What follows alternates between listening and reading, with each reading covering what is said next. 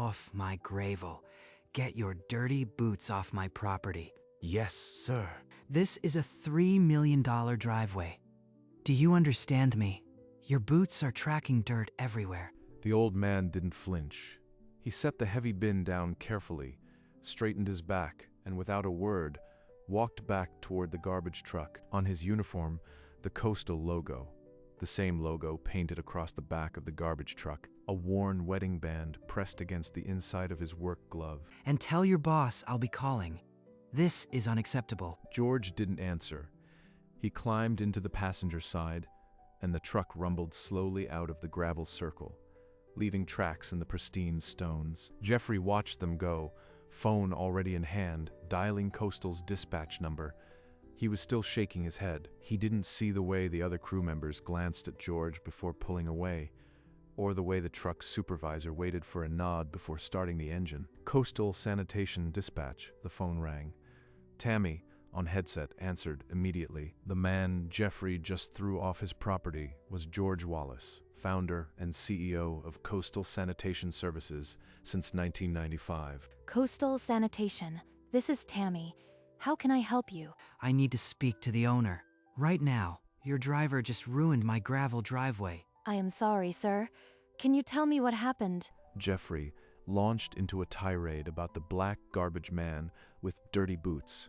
Tammy pressed the mute button so he wouldn't hear her laugh. George had built Coastal from one used truck in 1995 to a fleet of 41 trucks, servicing 7 townships with 119 employees, 60% of them veterans and ex-offenders. The owner will call you back personally, sir. I can promise that. George still rode Route 7 every other Thursday because he liked hauling for the houses that paid his earliest invoices. The call that was about to come from the owner would change everything, and Jeffrey had no idea how personal it was. George took a breath. The phone screen showed the number. He pressed dial. Mr. Jeffrey? This is George Wallace. You asked to speak to the owner. The owner? Finally. Your driver, a black man, tracked mud all over my gravel. I want him off my route, permanently. I understand, Mr. Jeffrey. I was that driver, and I am the owner. I founded Coastal in 1995. You own the company? That doesn't change anything. I want a different driver. Someone who doesn't track dirt. I'll call my neighbors. We can switch carriers. You don't want to lose a whole street. George listened. He could hear the arrogance still wet on the man's breath. He said nothing. The silence stretched so long that Jeffrey began to fidget, checking the call hadn't dropped. Then George ended the call. No goodbye, no argument, just the click of a man who had been patient for 28 years. Jeffrey stared at his phone, feeling victorious. He had no idea the contract for his entire street was up for renewal in 9 days. The phone went dark. George set it on the dash and let his hands rest on the wheel. On the sun visor, a faded photograph of his late wife, Elaine. She smiled at him, same as she did every morning. She was the reason he bought that first used truck in 1995. She believed in him when no one else did. The township sanitation contract covering Jeffrey's street was up for competitive bid in 9 days, every 3 years, like clockwork. George had never lost a contract. He knew the numbers, the margins, the town's politics. His silence on the phone wasn't weakness. It was patience, the kind you build over 67 years. He heard Elaine's voice in his head. Let them talk, George. You know who you are. He didn't need to shout. He had 9 days and a contract worth more than Jeffrey's mansion. He turned the ignition. The truck rumbled to life. Route 7 still had 23 stops before noon. He put the truck in gear and pulled back onto the road. 9 days later, the township sanitation contract came up for competitive bid. Coastal Sanitation underbid the only competitor by 3%. The route was retained for another 3 years. The same morning, George Wallace walked into the town hall, carrying a single sheet of paper. I need to file a customer service exemption for one address on my route. An exemption? In 30 years, I've never processed one. George tapped a line on the form. The address was Jeffrey's mansion, the only residence on the East End exempt from standard service. The form specified a 280% premium to be paid directly by the homeowner. This is legally airtight, Mr. Wallace, but I have to ask, is there a story here? The contract allows it. That's all you need to know. The paperwork was filed. Coastal trucks were notified. No pickups at that address. The trap was set. Jeffrey would not be informed until the next day, effective immediately. Your property has been exempted from standard trash collection. A 280% surcharge applies for future pickups. Jeffrey read the letter 3 times. Then he threw it across the room. This is that garbage man. He did this. He dialed the township. The phone rang twice. Southampton Township. Mr. Hendricks speaking. I just received a letter. What kind of scam is this? You can't exempt my house. Coastal filed a customer service exemption. It's fully within the contract. The surcharge is 280%. I will sue this company and the township. My attorney will have this reversed by morning. The clause has survived challenges, Mr. Jeffrey. You are welcome to try, but until then, no pickups. Jeffrey hung up. The trash can at the end of his pristine driveway sat untouched for the first time in 12 years. The next morning, the green can sat full at the curb. By evening, a second bag had joined it. Day 3. 4 bags. Day 5. Flies swarmed the heaped plastic. The smell reached the tennis court. Jeffrey called the first private hauler. They asked for his address, then stopped him before he could finish. His area was under exclusive contract with Coastal. They couldn't touch it without risking a lawsuit. He called another. Same answer. A third. Same. The word monopoly kept coming up. They've locked me out completely. He stood at the window, watching a new bag he'd dragged out join the pile. The grass underneath was already yellowing. Security cameras caught every angle. The footage sat on his phone, a record of his own humiliation. He put down the phone and didn't pick it up again. The pile grew another foot overnight. The Hamptons' morning was perfect. The stench from 123 Ocean Drive. I've said otherwise. Mrs. Clark walked her terrier past 123 Ocean Drive. The dog sneezed. She covered her nose. Jeffrey, you can't just let it pile up. The whole street can smell it. Get it together, man. It's bringing down the whole block. What's going on? I am being targeted. The sanitation company filed a loophole. They're charging me a 280% surcharge. A loophole. Everyone else on the street got picked up. Something you are not telling us. Jeffrey didn't answer. The neighbors exchanged a glance. Word was already spreading. They're all watching me now, waiting for me to fail. By the end of the week, the garbage wasn't just a nuisance. It was a stain on his address. The Hamptons didn't tolerate mess. The whispers had started, and Jeffrey still hadn't paid. He had one option left: swallow his pride or watch his life rot in public. The local paper caught wind of the mess. By noon, a reporter named Megan was standing in front of 123 Ocean Drive. She found Mrs. Clark walking her terrier. The older woman didn't hold back. It's been over a week. He claims it's a loophole, but we all got picked up. Something doesn't add up. I told him to his face. Fix this.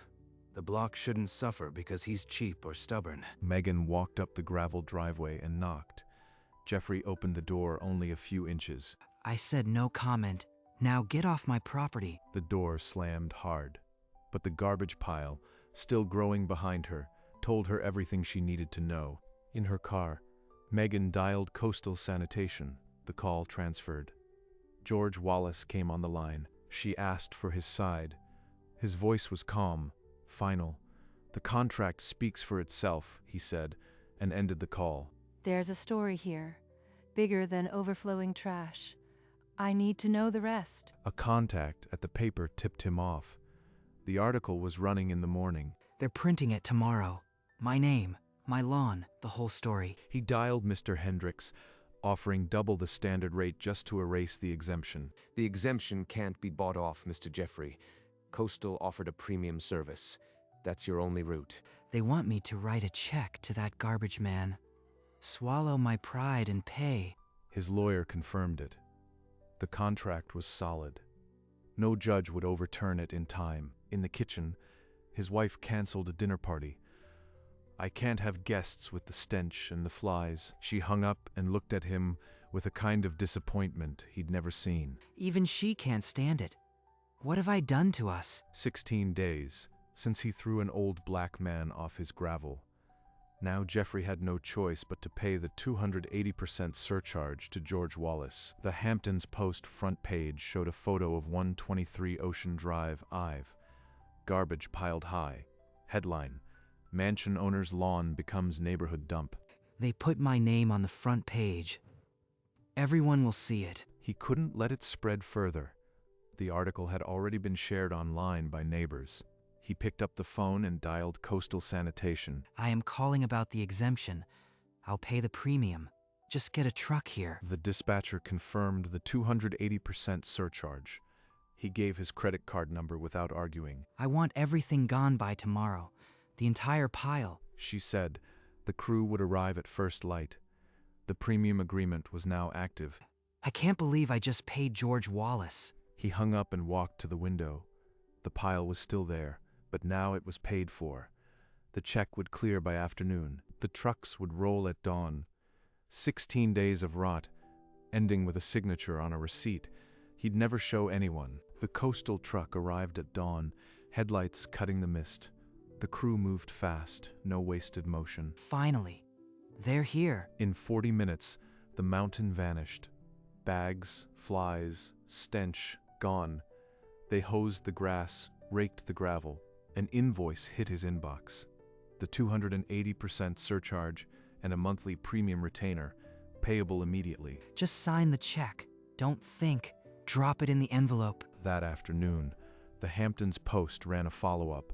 Mansion owner pays 280% after kicking over company founder. It named George Wallace, detailed the July ejection, and reprinted Jeffrey's demand for a less ethnic driver. Neighbors were quoted. Mrs. Clark said, "He told us it was a loophole. He never said he insulted the owner." Now everyone knows. The whole town. My own neighbor printed my words. The lawn was spotless, but the truth was out, and Jeffrey couldn't scrub that away. The day after the story broke, Coastal's dispatch phone rang. Mrs. Clark was first. I'd like to upgrade my service to your premium tier. After what I read, I want to support a company that stands for something. She signed the digital form without hesitation. Her statement ran in the paper's follow-up piece. I am calling about the premium service. That man, Jeffrey, said he'd get us all to switch. Well, I am switching to Coastal. His voice carried a hard finality. He asked for the same tier Jeffrey was paying. A third household on Ocean Drive called within the hour. No interview, just a clean signature on the premium contract. Coastal's premium tier, once a legal weapon, now had 3 voluntary subscribers. The PR alone was priceless. The newspaper ran a small sidebar. Neighbors side with Sanitation Company founder. George Wallace didn't issue a statement. His office just sent 3 welcome kits with a handwritten note. Thank you. The premium revenue was about to find a new purpose, one that had nothing to do with gravel driveways. The premium check cleared. George sat in his office with the payment and 3 new contracts. He picked up the photo of Elaine. Her smile was the same as the day they signed Coastal's first truck lease. He called his accountant. Reinvest the entire premium, all of it, and the new subscriber revenue too. That week, he filed the paperwork for a new subsidiary, debris removal for hurricane recovery in black communities along the Gulf Coast. 0 profit. He named it Elaine's Promise. She survived Katrina in 2005 and never stopped helping neighbors dig out. The first trucks were white with green lettering. The logo read Coastal Gulf Relief, in memory of Elaine. Within a month, that truck was clearing fallen trees from a front yard in Biloxi. No charge to the homeowner. That's where it belongs now. Jeffrey's money healing what storms took. He pinned it next to the 1995 photo of his first truck.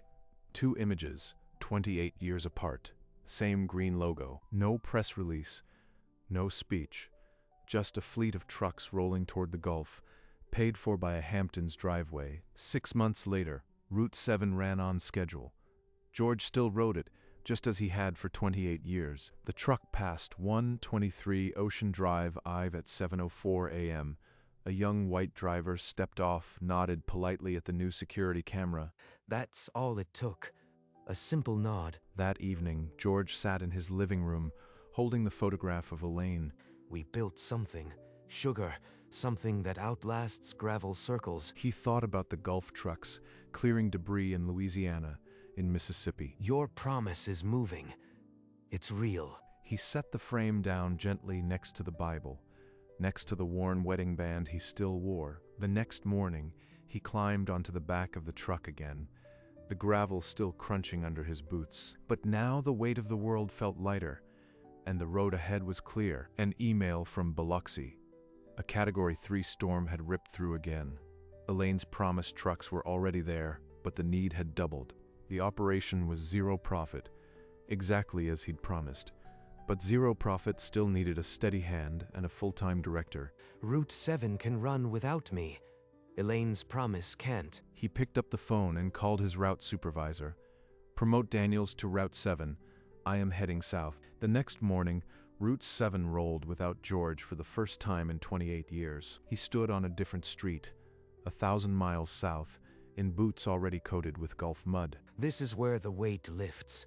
Not in the cab, but here, where she walked. He didn't look back at the Hamptons. He didn't need to. The gravel driveway was just a starting line. That night, in a Louisiana motel, he wrote a short note and pinned it to the back of Elaine's photo. We made it, Sugar. The whole circle. And somewhere on Ocean Drive, a different green truck picked up a blue recycling bin. The world kept turning. 3 months passed. George slept in motels, ate from vending machines, and personally oversaw every debris clearance. His doctor called. Blood pressure was too high. You are 67. Your body is telling you something. Elaine didn't quit. She just stopped one morning. I can't stop now. He called his operations manager in the Hamptons, telling her to oversee the Gulf from a distance, but his voice shook. Your promise needs a voice, not a ghost. I can't run it from a hospital bed. He called an emergency board meeting, hired a full-time director for Elaine's promise, a woman from New Orleans who'd lost her own home in Katrina. This is the hardest call I've made since the day I buried her. But it's the right one. He flew back to the Hamptons the next morning, not to ride the truck, but to sit in his office and watch from a monitor. The road is still clear, just a different road now. He picked up Elaine's photo and wiped the dust from the frame, tired but whole, ready to lead from the back of the line. A year after the storm, the Hamptons Post ran a Sunday feature, The Sanitation King of Route 7. Jeffrey saw it in his morning paper. The headline underneath read, Founder rebuilds Gulf Coast with premium revenue. That old man. I called him Dirty Boots. Now he's a hero. He read about the zero-profit subsidiary, the 280% premium, the 3 neighbors who'd switched, and the community service they'd done in Louisiana. A sidebar quoted Mrs. Clark.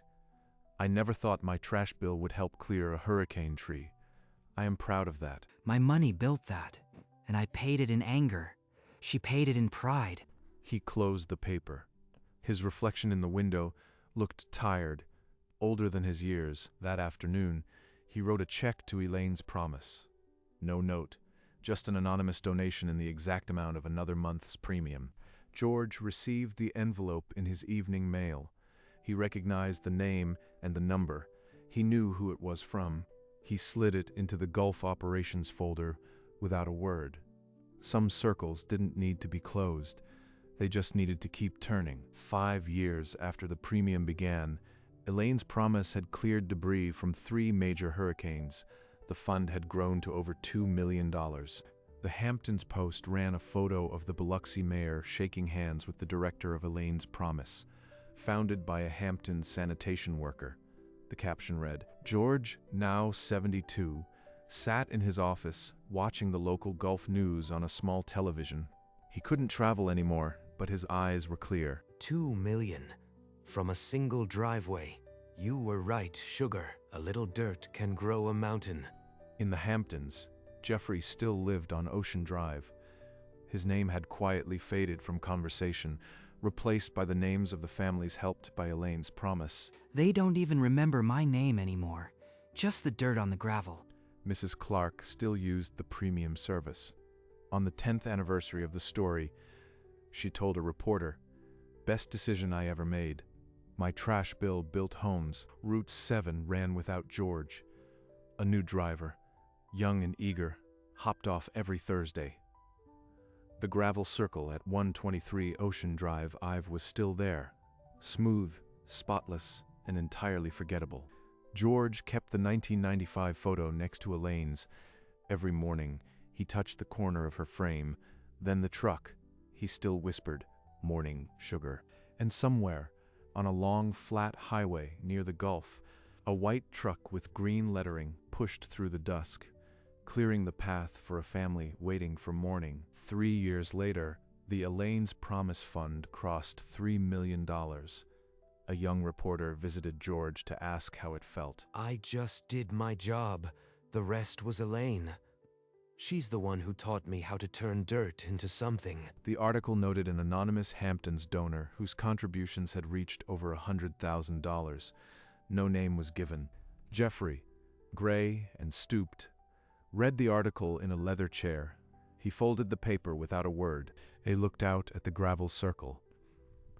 The same stones, the same house. But the wife was gone. The tennis lessons over, and the name Jeffrey hardly spoken. A coastal truck passed, the young driver waving at a neighbor. Jeffrey didn't wave back. He just watched the green logo disappear. In the coastal office, a new bronze plaque hung beside the founder wall. 1995, one truck, one promise, 28 years of service. Route 7 still ran. The drivers knew the owner was a legend, but they had never heard about the gravel circle. George, at 76, still touched his father's photo, then Elaine's. He whispered the same words every morning. Some men own the truck. Others just own the gravel. The circle keeps turning, long after the dirt is gone. On a quiet Tuesday morning, George sat in his worn armchair, the photo of Elaine in his lap. The Bible lay open beside him. I'll see you soon, Sugar. The circle's closing. It's been a good run. He breathed out once, deep and slow, and his hand relaxed on the frame. The worn wedding band caught the light. Outside, a green coastal truck passed his house. The young driver tapped the horn twice, the way they always did for the old man. 1,000 miles south, an Elaine's Promise truck cleared a fallen oak. The crew worked in silence, as if they already knew. The Hamptons Post printed a small notice the next Sunday. George Wallace, 1930 to 2026, founder of Coastal Sanitation Services, builder of Elaine's Promise. Mrs. Clark read it, her terrier at her feet. She touched the premium brochure on her mantle and whispered, "Thank you, George." Jeffrey saw it alone. He stared at the page for a long time, then wrote another check, this one for $1,000, and mailed it silently. In the coastal office, the morning sun fell across the bronze plaque and the two photographs, the first truck and Elaine. And still, on a long flat highway, a white truck with green lettering pushed through the dusk, clearing the path home. The green truck still ran Route 7. New drivers, new bins, same green logo on the door. The mansion at 123 Ocean Drive, I've had changed hands. The new owners never asked about the garbage history. Down south, the white trucks kept rolling. A new generation wore the Elaine's Promise patch. The fund had grown past 5 million, still zero profit, still clearing paths for families who had nothing. One morning, a new hire paused at the founder wall. She pointed to the 1995 photo and asked, who was he? That's George Wallace. He owned the truck and everything it carried. She touched the bronze plaque, then walked to her dispatch console. The phones rang, as always. Route 7 kept rolling. The gravel circle at 123 was just another stop now, forgotten. The white truck followed the highway. The road ahead was still clear, still wide, still waiting. Some men own the truck. Others just own the dirt. The circle keeps turning.